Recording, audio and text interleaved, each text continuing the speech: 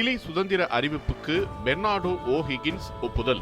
1818 ஆண்டு பிப்ரவரி 12 சிலி நாட்டின் வரலாற்றில் மிக முக்கியமான நாளாகும். இந்த நாளில் சிலியின் சுதந்திர அறிவிப்பை பெர்னார்டோ ஓஹிகின்ஸ் அதிகாரப்பூர்வமாக ஒப்புதல் வழங்கினார்.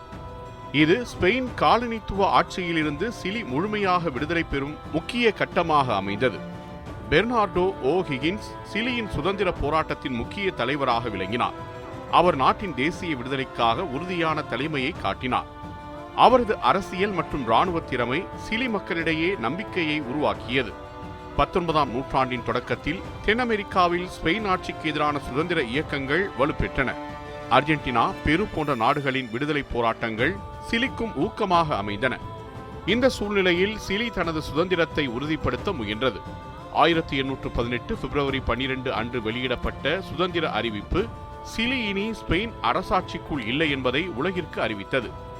இந்த ஆவணம் அரசியல் சுதந்திரத்தையும் சுயாட்சி உரிமையையும் வலியுறுத்தியது. இது சிலி மக்களின் நீண்டகால போராட்டத்தின் பலனாக இருந்தது. ஓஹிகின்ஸ் இந்த அறிவிப்பை ஒப்புதல் அளித்ததன் மூலம் சிலியின் உச்ச தலைவராக தனது பொறுப்பை வெளிப்படுத்தினார். அவர் நாட்டின் சட்ட, நிர்வாக மற்றும் பாதுகாப்பு அமைப்புகளை வலுப்படுத்த நடவடிக்கைகள் எடுத்தார். புதிய நாட்டின் அடித்தளத்தை அமைப்பதே அவரது நோக்கமாக இருந்தது. சுதந்திர அறிவிப்பிற்கு பிறகும் சிலி முழுமையான அமைதியை அடையவில்லை. ஸ்பெயின் படைகளுடன் நடந்த போர்கள் தொடர்ந்தன.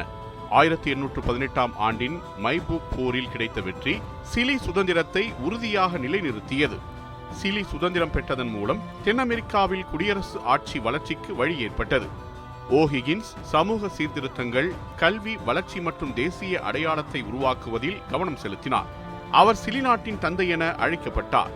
ஆகவே 1818 பிப்ரவரி 12 அன்று பெர்னார்டோ ஓஹிகின்ஸ் அளித்த ஒப்புதல் சிலி வரலாற்றில் ஒரு திருப்புமுனையாக அமைந்தது. இது சுதந்திரம், சுயாட்சி மற்றும் தேசிய பெருமையின் அடையாளமாக இன்று வரை நினைவு கூறப்படுகிறது.